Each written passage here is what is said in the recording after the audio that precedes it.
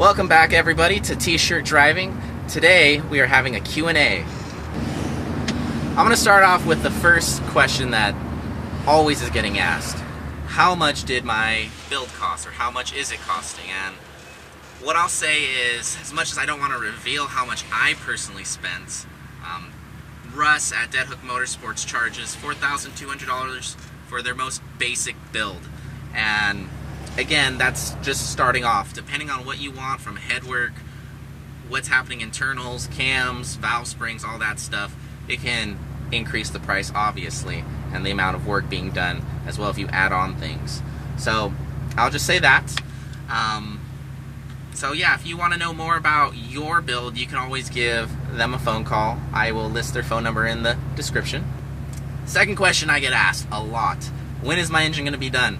Why is it taking so long? So it's two questions. And what I'm going to tell you is, the reason why it's taking so long is my engine, I decided to wait for a couple things. One, I wanted the Gen 2 pistons. So there was a little bit waiting for that as everything got switched over to diamond pistons with their new configuration and all that. The other thing is, I've been doing, working with Russ back and forth with videos and stuff like that, so it took some time. Yes, my engine was gone in November. I shipped it out right away, but I didn't get to work on it until December. Then there was all the holidays and all that stuff, and you guys got to see that video as well. It should be done within this month. We'll say this month. And I'm hoping to do it on my spring break, because I work as a teacher. So there won't be any videos until that process happens, and I'm going to be spending my spring break installing it, making the videos for you guys, so you guys get to see the process of it, even the break-in procedure, and then eventually how it's going to be running. Question number 3. What are some top mods I would recommend for anyone buying a Fiesta ST or Focus ST? Number 1, I'd say a Cobb access port. Off-the-shelf tunes, boom, there you go. Number 2, rear motor mount. Helps prevent the engine from moving around a whole bunch. The third upgrade, tires. If you want to go faster around corners, get tires. The fourth upgrade I would suggest is an intercooler. And then the fifth and last upgrade is a custom tune. If you have access to it, an ethanol blend tune would be wonderful for our cars. You really don't need an intake or a catback or a downpipe, because the most bang for your buck is going to be with the 5 items I just listed. The access port, tires, rear motor mount, a custom tune, and an intercooler. So those are going to be your best performance mods for what you can spend money-wise. Obviously, if you want to get a catback for sound, or an intake for sound, or blow-off valve, sure, by all means. But those are the 5 mods I would say are worth your money. The next question, I don't know how loud it is, if you guys can even hear me, but I'll try this next question. How necessary is it for the honing process that Russ has to use those big aluminum blocks to torque everything down? Talking to Russ, there's enough difference to make I think it's 3/100ths of a difference on how straight that honing process could be. Sure, some people may think, 3/100ths of a difference isn't that much. But when it comes to such precision work, to me, I think it's necessary to make sure that things aren't torqued out of spec when you're doing that honing process. So I think it's worthwhile. I'm a stickler for, doing things right the first time versus having to go in and rebuild an engine again. I'm not saying you can't get by with a 300,000th difference of an out-of-round bore, but again, it's going to be a matter of ring seals, taking up that slack or that difference to make your performance, or your engine last better. Question number 5. How do I think the LSD will cope with the stability controller ESP? I don't know yet.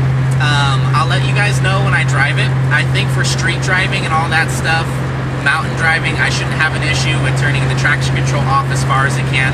Yes, I know torque vectoring is in there. I do have a track day sort of plan in the future. I say sort of because, again, everything's kind of on hold until I get the engine back in and the car up and running. but I think it'll do well, and on the track I'll test it. I'll have the center console out in case I do need to remove the SRS system completely. There's a plug in there that you just disconnect, and it turns it all completely off. So if need be, on track I can do that real quick. But I'm going to try and see if on track I don't have to mess with it at all with my power levels, and then with the Wave Track LSD. So I'll keep you guys posted on that one, and I'll even have a video for that when I go to the track. Alright, for the last question. Car passing me. I guess last two questions. First one. What car am I driving? Well, it's a 1964 Ford Mercury Comet. It's been my first car since I was 16. It's pretty reliable. Definitely needs work. Like some TLC mainly. It's got a straight 6 engine in it. 200 cubic inch. 2-speed automatic. It's been my daily driver since the Fiesta's been down. And as you can see, driving on the freeway, it doesn't do too bad. You know, keeps up with traffic. Fuel mileage is a little down, but it works. No radio, no air conditioning, no power steering, but it works. It gets me where I need to be. The second question, I forgot it. Got it. The second question, why did I switch my final drive out? Why did I go shorter gears? Well, I'm not much of a drag racing person, to be honest. And yes, for launching and all that, it probably won't do so well. I mean, I am going to do a video where we go to Race Legal, which is an 8-mile event in San Diego. Granted, I haven't launched a car since 6 years ago. I probably won't be very good at it, but just to get you guys some video quality of what it sort of does in a straight line.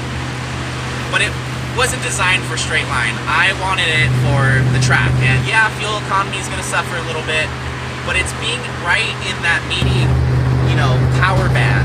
Because with the stock you're set at, let's say Streets of Willow, there's a couple turns where you're either in second gear or third gear.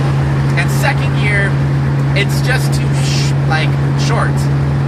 What I mean is I want to shift into third, but then there's no, you know, good power there. So with the gears being brought shorter, I can be in the third gear now, and it'll be like I was in second, but still have more power and won't be dying off. So a good explanation of that is instead of being at 6,500 RPM in second gear or 4,700 in third gear, I'll be at like 5,300 in third gear instead.